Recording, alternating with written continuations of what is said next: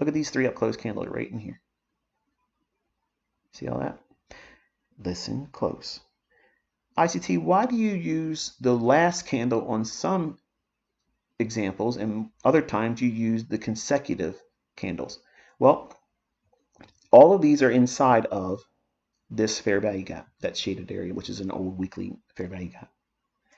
If they're consecutive like this and they're inside that range, I'm going to use the entirety of all of that, because the beginning of this opening on this candle here and the next candle and the next candle, that's all one price delivery for buy side. It's delivering buy side delivery. So that means there's movement up. So I want to refer back to that opening price right there, because that starts the order block, and the mean threshold would be the middle of the low of this candle to the high of that one, and that would look like this. So we have the low of this candle up to the high. Mean threshold is 103.324.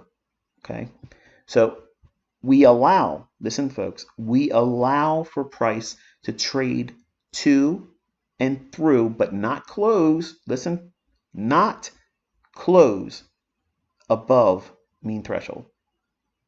So the wicks do the damage, the bodies tell you the story.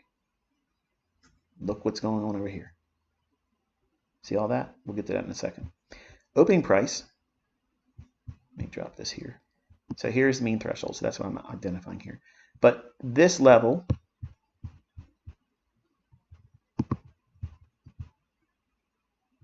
that opening price there, that is the change in the state of delivery.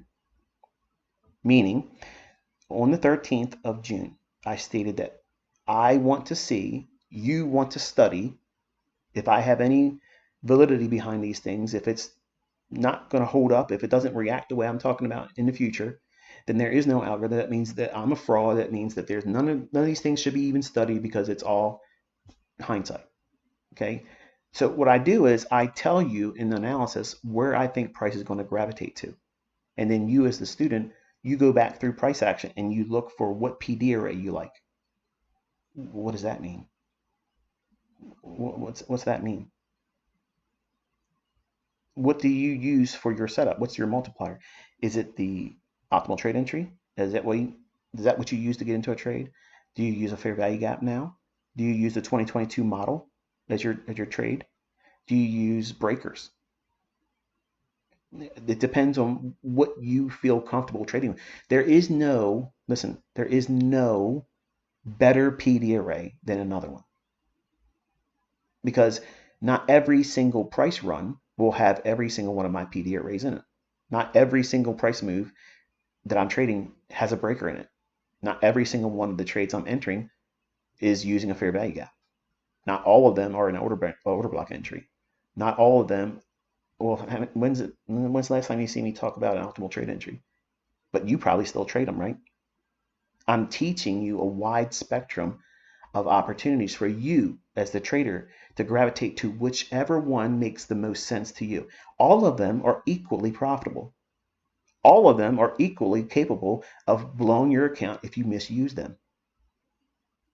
So these consecutive up close candles is one order block, meaning that inside this shaded area, right before this market changed and went lower, my eye goes right to that opening price, because I'm using all 3 of these candlesticks, because it's inside of a range. I've already told you on the 13th, we want to treat that range as a inversion fair value gap. In other words, it's an area where the algorithm will go up, spend some time in there, allowing smart money, traders that will see what I'm teaching you that isn't in books.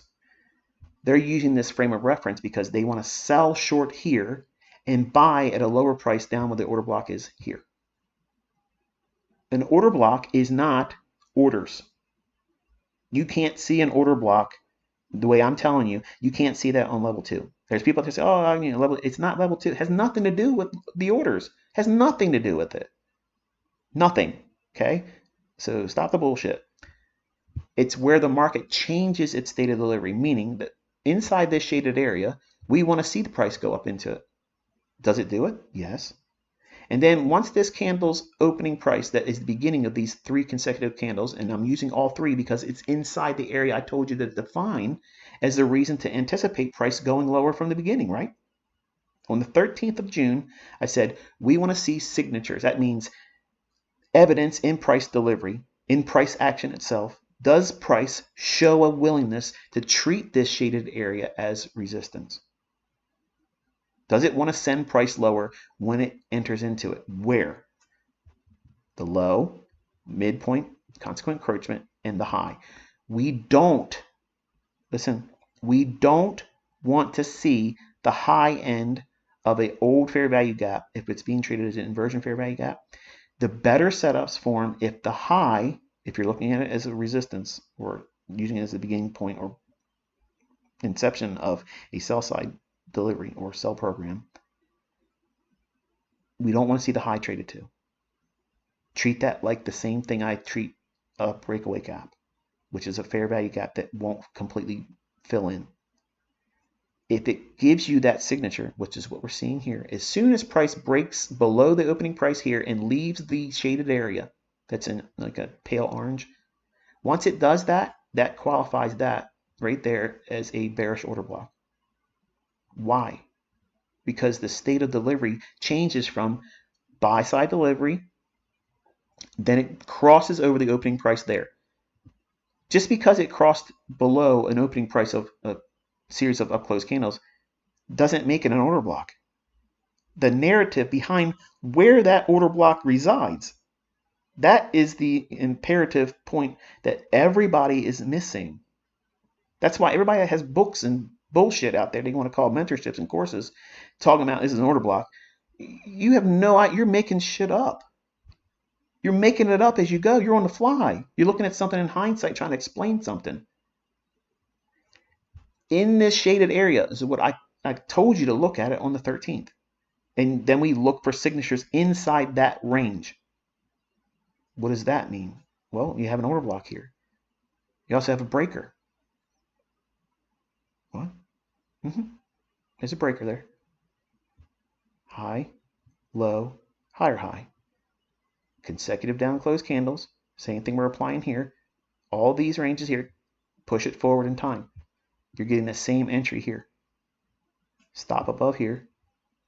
We're not trading the dollar index, but I'm trying to tell you that you can pick your own model, and every one of you can be trading differently using what I've taught, and you're all can find profitability. You don't need the same entries. The entries are the least important thing. Where you enter is the least important factor in consistency. It is the least important thing. You have to know this. Where is it going?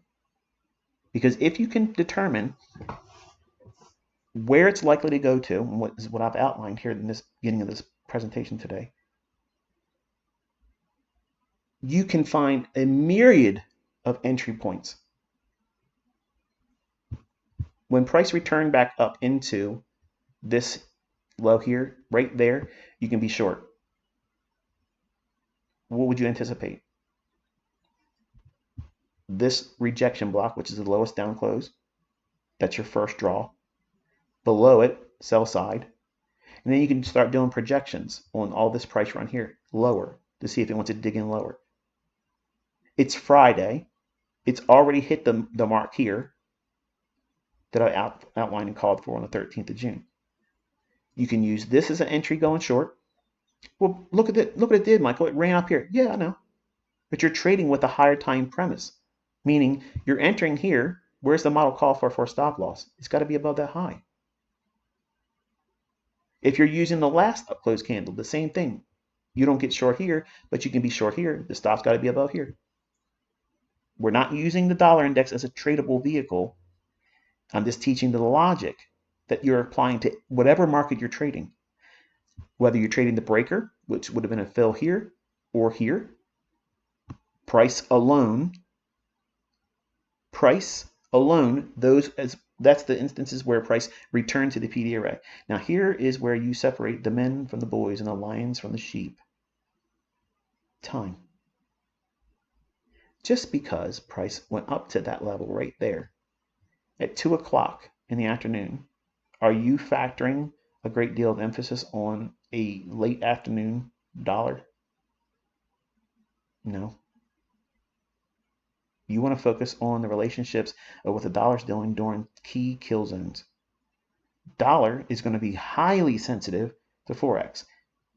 S&P, NASDAQ, Dow, it will use the longer term, higher time draw of risk on, risk off with the dollar. But sometimes, and this is where it makes it a little bit difficult for some of you, the index can flex against that.